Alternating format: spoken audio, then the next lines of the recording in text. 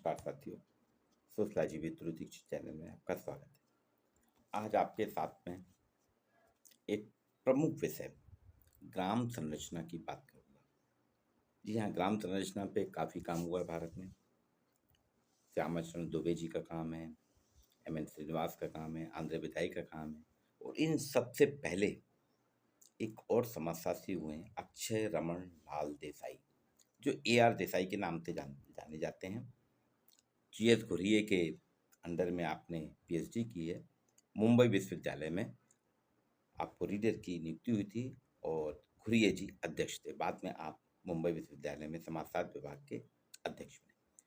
उन्होंने मार्क्सवादी विचारधारा के हैं यार देसाई। उन्होंने ग्राम संरचना की बहुत अच्छी व्याख्या की। इनकी महत्वपूर्ण ग्राम संरचना की अवधारणा देसाई जी की सामाजिक मानव विज्ञानी का एक महत्वपूर्ण अध्ययन है। एंथ्रोपोलॉजिकल स्टडी है, सोशलॉजिकल स्टडी है। ये आप कहते हैं इस गांव को समझना बहुत आसान है भारत के। उन्होंने प्रभावित किया कि गांव एक सामाजिक आर्थिक इकाई है। भारतीय गांव जो है सामाजिक इकाई तो है, साथ साथ आर्थिक इकाई भी है। ग्राम समुदाय छोटे छोटे गणतंत्र हैं और अपनी आवश्यकताओं की सभी चीज़ें उन्हें यहाँ मिल जाती हैं। ये उन्होंने विश्लेषण ब्रिटिश सरकार के आने के पहले का किया है। अंग्रेजी सत्ता के पहले भारत में गांव की स्थिति क्या थी, गांव की संरचना क्या थी, उस पर क्या है।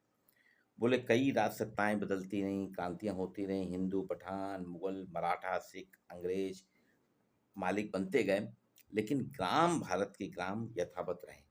देसाई ने ग्राम संरचना की व्याख्या करते हुए कहा, गाँव में जितने भी भारत के गाँव प्राय किसान रहते हैं और सारा गांव गांव की भूमि का मालिक होता है।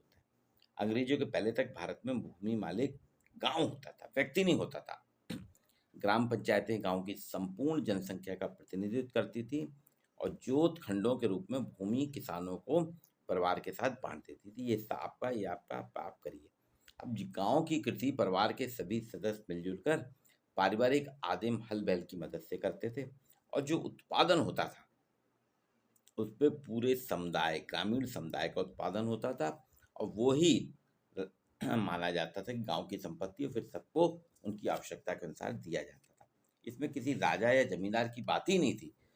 भूमि पर होने वाली पैदावार का अंश मात्र भी राजा उसके प्रतिनिधि का होता था। वहाँ का जो मुखिया होता था उसको अंश मात्र दिया जाता था। राज्य का हक अंश भाग तक ही सीमित था। यह भाग उसे फसल के रूप में ही मिलता था। भूमि पर होने वाली पैदावार के अंश को सारे गांव की ओर से गांव की पंचायत देती थी। अब जो गांव की पंचायत देती थी वो देती थी राजा वगैरह को। ये अंग जो है, जो अंश जो दिया जाता था, लगान की राशि पूरे गांव समुदाय की ओर से चुकाते थे। गांव में राजा और प्रजा के बीच में कोई मध्यस्थ नहीं था। वहाँ पे जो है सामान्यतः ऐसे कोई मध्यस्थ नहीं था, लेकिन कई मध्यस्थ होते, जैसे जटा, जमींदार, नंबरदार, तहसीलदार, ये मध्यस्थ होते थे, लेकिन इनका जनता से कोई लेना देना नहीं था। ग्राम पंचायत इनको डीलिंग करती थी। यहाँ उत्पादन की संरचना सदियों से एक सी है। भारत में उत्पादन, प्रोडक्शन की संरचना सदियों से एक सी रही है। भूमि पर जनता के पारंपरिक स्वामित्व ना तो किसी राजा ने, ना ही उसके किसी प्रतिनिधि ने कभी चुनौती दी। भूमि पर स्वामित्व था। गांव के लोगों की जरूरतें पूरा करना ही ग्रामीण कृषि का मूल उद्देश्य था। गांव में किसान के अतिरिक्त बढ़ई, लोहार, कुम्हार, जुलाहा, मोची, धोबी, तेली, नाई आदि मजदूरी करने वाले व्यक्ति भी रहते थे। ये गांव की जरूरतों को पूरा करते थे। गांव में जिन वस्तुओं का उत्पादन होता था उसका विनिमय गांव की जनता में किया जाता था, इनको भी मिल जाता था। गांव में होने वाली संपूर्ण फसलों के उत्पादन का उपभोग उसी गांव के लोग करते थे, बाहर नहीं। यहाँ बाजार की कोई व्यवस्था नहीं थी, बाहर कोई नहीं जाते थे।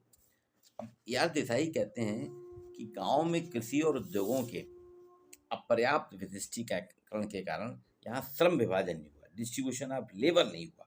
बोले यहाँ श्रम का कोई विभाजन नहीं, सब कोई खेती का काम करता था और अपने हस्तशिल्प के काम करते थे। हर कोई, हर व्यक्ति करता था।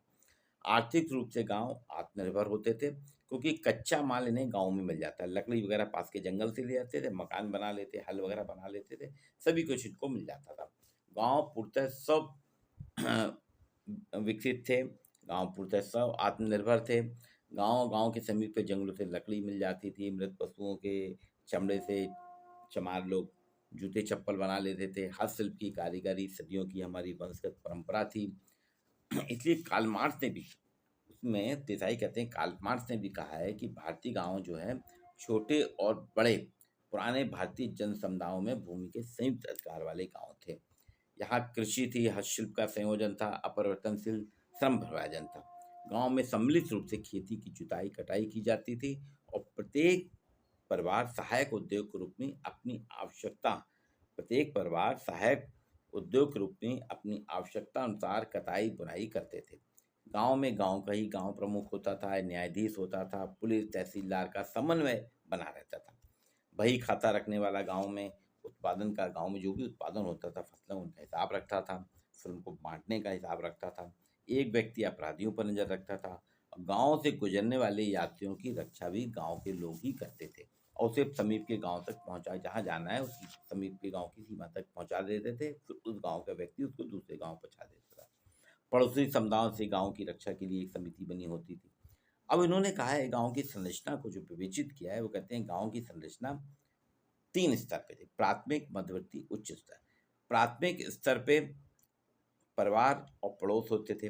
द्वितीयक स्तर या मध्यवर्ती स्तर में ग्राम संगठन होता था और तृतीय था उच्च स्तर जो है वो ग्राम और बाहरी संबंध। कुछ लोगों के गांव के बाहर भी संबंध होते थे, जैसे सरपंच वगैरह, इनके बाहर संबंध होते थे। लेकिन इन 3 स्तर पे ही गांव की संरचना हमको देखने को मिलती है: प्राथमिक, मध्यवर्ती और उच्च स्तर। प्राथमिक वैसे परिवार और पड़ोस के लोग हैं, मध्यवर्ती में पूरा ग्राम संगठन है और उच्च स्तर में ग्राम संगठन के साथ साथ बाहरी संबंध। गांव के 4 प्रकार के कार्य: एक आर्थिक कार्य, कृषि, हस्तशिल्प, पशुपालन, वनोपज संग्रहण का काम, ये आर्थिक कार्य में आता है। सामाजिक कार्य में कृषि उत्पादन का हिसाब करना, उसका वितरण करना, पारिवारिक कार्य, जन्म, विवाह, मृत्यु का निर्वहन करना।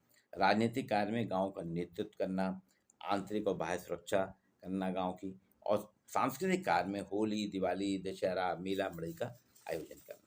ये इस प्रकार से गांव की संरचना थी, अलग अलग प्रकार से। तो यहाँ यार देसाई ने साफ कहा है, ग्राम संरचना की व्यवस्था करते स्पष्ट करते हैं गांव में 5 तत्व हैं: आर्थिक, सामाजिक, राजनीतिक, सांस्कृतिक, शिक्षा, जागरूकता, गांव की शक्ति संरचना। ये 5 तत्वों से गांव में संरचना होती थी। कैसे? गांव के लोग पूरे अपने फसलों का कृषि कार्य करते थे, लघु उद्योग करते थे, हस्तशिल्प का काम करते थे, तो उससे आर्थिकी इनकी मजबूत थी। सामाजिक रूप से सारे गांव, परिवार और पड़ोस मिलके एक थे, नातेदारी संबंध थे इनके, तो सामाजिक रूप से बहुत सशक्त थे। राजनीतिक, गांव में जो कुछ लोगों को जिम्मेदारी दी जाती थी गांव के निर्णय की, तो राजनीतिक कार्य करते थे, सरपंच होते थे। गांव की पंचायत जो होती थी वो राजनीतिक दृष्टि से लोगों को मजबूत रखती थी। सांस्कृतिक, होली मनाना, दिवाली, मड़ई, मेला, फसल जब बोते थे तब त्योहार मनाना, फसल की कटाई के समय त्योहार मनाना, ये सारे त्योहार इनके पारंपरिक त्योहार थे। और पूरा का पूरा गांव एक साथ मिलके, गांव की एक चौपाल होती थी, गांव में बीच में एक चबूतरा होता था, बरगद का पेड़ लगा होता था, उसके चारों तरफ लोग बैठते थे और सब लोग शामिल, उसमें बच्चे, महिला, पुरुष सभी होते थे, बुजुर्ग, बूढ़े बूढ़े सब आते थे। और सांस्कृतिक रूप से भी गांव बहुत सशक्त थे। फिर गांव में कुछ लोग जो पढ़े लिखे थे, जैसे पंडित जी हुए या कुछ और लोग जो होते थे, वो लोगों को शिक्षित करते थे, उनको जागरूक करते थे कि साफ सफाई से कैसे रहेंगे। उस समय बीमारियां बहुत फैलती थी, महामारियां फैलती थी, उनसे बचाव के उपाय बताते थे। वैद्य जी इलाज करते थे। वैद्य जी इलाज के साथ साथ लोगों को जागरूक भी करते थे कि आप ऐसे रहें, खाना ऐसे पकाएं, साफ सफाई से, यानी अपने घर के आसपास साफ सफाई, जानवरों के सार को भी साफ सफाई करें। तो ये 5 तत्व जो हैं गांव की संरचना को मजबूती प्रदान करते थे, गांव की शक्ति संरचना, पावर स्ट्रक्चर थे ये। इन 5 तत्वों की मजबूती से गांव जो है शक्तिशाली बनते थे। ए आर देसाई की ग्राम संरचना आज भी इसलिए प्रासंगिक है क्योंकि समाजशास्त्र के विद्यार्थियों ने प्रशासकों, राजनीतिक दलों, सामाजिक कार्यकर्ताओं को गांव की समझ विकसित करती है। इन्होंने एक अलग तरीके से ग्राम संरचना की बात की। उन्होंने बताया कि गांव में इनकी ग्राम संरचना का जो विश्लेषण है अंग्रेजों के आने के पहले का। वो कहते हैं आगे के लेक्चर में बताऊंगा कि कैसे भारत में बदलाव हुआ। बोले राष्ट्रवाद की जो बात है उनकी, इनकी एक किताब है भारतीय राष्ट्रवाद की सामाजिक पृष्ठभूमि, ये 1948 में आई थी किताब। इसी को उन्होंने आगे फिर बढ़ाया और पीएचडी भी की। तो ये जो भारतीय राष्ट्रवाद की सामाजिक पृष्ठभूमि है, इस किताब को आप लोग पढ़िएगा। ये किताब जो है आपको मैं दिखाता हूँ, ये मैकमिलन की है। इस किताब में बहुत बढ़िया विश्लेषण किया है यार देसाई जी ने ग्राम संरचना की। और वो बताते हैं कि मुगल काल तक गाँव की संरचना कैसी थी। इसके बाद जब अंग्रेज आए तो अंग्रेजों ने पूरी व्यवस्था बदल दी। अंग्रेजों ने बाज़ार की स्थापना की।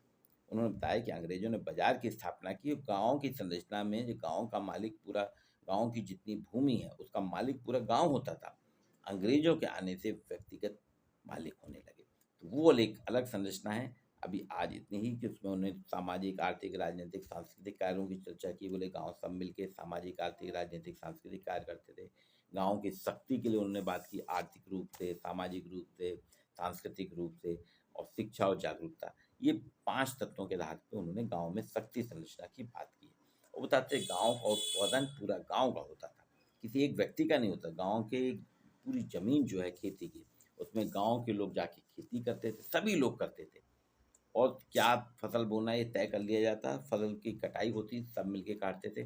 फिर जो एक तरीके से अकाउंटेंट जो होता था गाँव का, वो नाप-तोल करता था कितनी फसल हुई है और कितना उत्पादन हुआ है।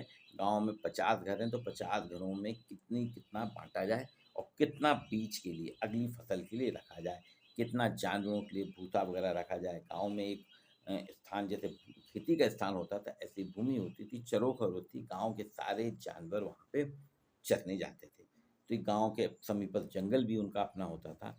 इस तरीके से ए.आर. देसाई ने 3 उन्होंने जो बताया ग्राम संरचना की विवेचना की, यहाँ 3 स्तर में थे, प्राथमिक स्तर, मध्यवर्ती स्तर, उच्च स्तर के संबंध हुआ करते थे। तो ये बीए फर्स्ट 4th ईयर में इस बार रखा गया है ए.आर. देसाई की ग्राम संरचना। उसी के तहत मैं बीए 4th ईयर की क्लासेस में आप लोग जो आए हैं मध्य प्रदेश शासन में एनईपी के तहत, राष्ट्रीय शिक्षा नीति 2020 के तहत जो पाठ्यक्रम है बीए 4th ईयर का समाजशास्त्र का, उसमें ए.आर. देसाई की ग्राम संरचना की बात कर रहा हूँ, क्योंकि अभी तक हमने ग्राम संरचना पे एम.एन. श्रीनिवास की संरचना की बात की है, आंध्र पिताई की क्या बात की है और श्यामाचरण दुबे जी की। लेकिन ए.आर. देसाई की पहली बार आपके साथ चर्चा कर रहा हूँ। वीडियो को लाइक, शेयर और सब्सक्राइब ज़रूर कीजिएगा। आपको बीए 4th ईयर के लेक्चर इसमें मैं रोज़ आपको देता जाऊँगा बीए 4th ईयर के लेक्चर, जो पाठ्यक्रम आपका हुआ एनईपी के तहत मध्य प्रदेश का, उसके तहत आपको लेक्चर मिलते रहेंगे, जो आपकी परीक्षा के लिए फ़ायदेमंद हो। आज के लिए इतना ही।